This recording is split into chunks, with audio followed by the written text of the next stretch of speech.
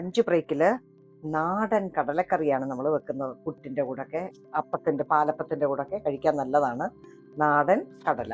ഇത് ഒരു 1.5 കപ്പ് കടല വരും. ഇത് തലേന്നേ വെള്ളത്തിൽ കുതിർത്ത് വെച്ചതാണ്.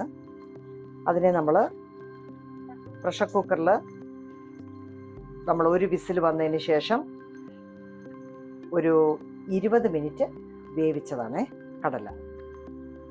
ഇനി ഒരു 2 വലിയ സവോള അരിഞ്ഞത്, ഒരു സവോള, ഒരു കഷ്ണം ഇഞ്ചി, ഒരു 7 വെളുത്തുള്ളി നമുക്കൊന്ന് ചതയ്ക്കാൻ വേണം. ഇത്രയും സാധനമാണ് കടലയ്ക്ക് വേണ്ടി. ഇനി ഇച്ചിരി തേങ്ങാക്കൊത്തൂടെ നമുക്ക് എടുക്കാമേ. അപ്പോൾ ഒരു പാന് നമ്മൾ അടുപ്പിലോട്ട് വെച്ചു. ഇച്ചിരി എണ്ണ ഒഴിച്ചു കൊടുത്തിട്ടുണ്ട്. അതിലേക്ക് ഇച്ചിരി കടുക്, കടുക് പൊട്ടി. അപ്പം നമ്മൾ തേങ്ങാക്കൊത്ത് അരിഞ്ഞു വെച്ചേക്കുന്ന തേങ്ങാക്കൊത്ത് ഇട്ട് കൊടുക്കും. അതൊന്ന് ചെറിയ ചുവപ്പ് കളറായിട്ടോട്ടെ, ചെറിയ ചുവപ്പ് കളറായിട്ടുണ്ട്. ഇനി അതിലേക്ക് നമുക്ക് ഇഞ്ചി, വെളുത്തുള്ളി, ഒരു ഇച്ചിരി സവോളയും കൂടെ ചതച്ച് വെച്ചത് അതിലേക്ക് ചേർത്ത് കൊടുക്കാം.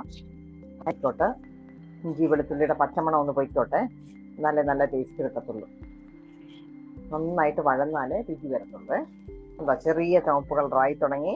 അപ്പോൾ ഇതിലേക്ക് നമുക്ക് അരിഞ്ഞു വെച്ച 2 സവോള ഇട്ട് കൊടുക്കാം. ആ സമയത്ത് നമുക്ക് ആവശ്യത്തിനുള്ള ഉപ്പ് ഇട്ട് കൊടുക്കാം. ഞാനൊരു 1.5 ടീസ്പൂൺ ഇപ്പം ഇട്ട് കൊടുക്കുകയാണെ. പിന്നെ നമുക്ക് നോക്കാം. ഒരു 1/2 ടീസ്പൂൺ മഞ്ഞൾ പൊടി, 1.5 ടീസ്പൂൺ മുളക് പൊടി ഇടുകയാണേ. മല്ലിപ്പൊടി ഒരു 2 ടേബിൾ സ്പൂൺ ഉണ്ട്. അതേപോലെ തന്നെ 1.5 ടീസ്പൂൺ ഗരം മസാല വീട്ടിൽ തന്നെ പൊടിച്ചു വെച്ചത്. പൊടികളുടെ പച്ചമണം ഒന്ന് പോട്ട്. അപ്പോഴത്തേനും നമുക്ക് ഇച്ചിരി കരിയാപ്പിലയും കൂടെ ചേർത്ത് കൊടുക്കാമേ.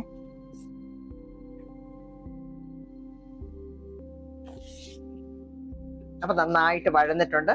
അതിലേക്ക് നമുക്ക് കടല ഇട്ട് കൊടുക്കാമേ. കടലയുടെ പുഴുങ്ങിയ വേവിച്ച വെള്ളമാണ്. അപ്പൊ നല്ല വെട്ടി തിളയ്ക്കാൻ തുടങ്ങി. ഒരു മിനിറ്റ് ഒന്ന് വെട്ടി തിളച്ചതിന് ശേഷം നമുക്ക് പ്രഷർ കുക്കറിലോട്ട് ആക്കി ഒരു വിസിൽ വന്ന് 5 മിനിറ്റ് തീ ഒന്ന് കുറച്ച് വെക്കാം. ഈ സമയത്ത് ഉപ്പൊക്കെ പരുവത്തിന് നോക്കിക്കോണേ. ഇപ്പൊ പ്രഷർ കുക്കറിലോട്ട് ആക്കട്ടെ. അപ്പൊ നല്ല ആവി പറക്കുന്ന പുട്ടും കടലക്കറിയും റെഡി. ഒന്ന് ഉണ്ടാക്കി കഴിച്ചു നോക്കണേ.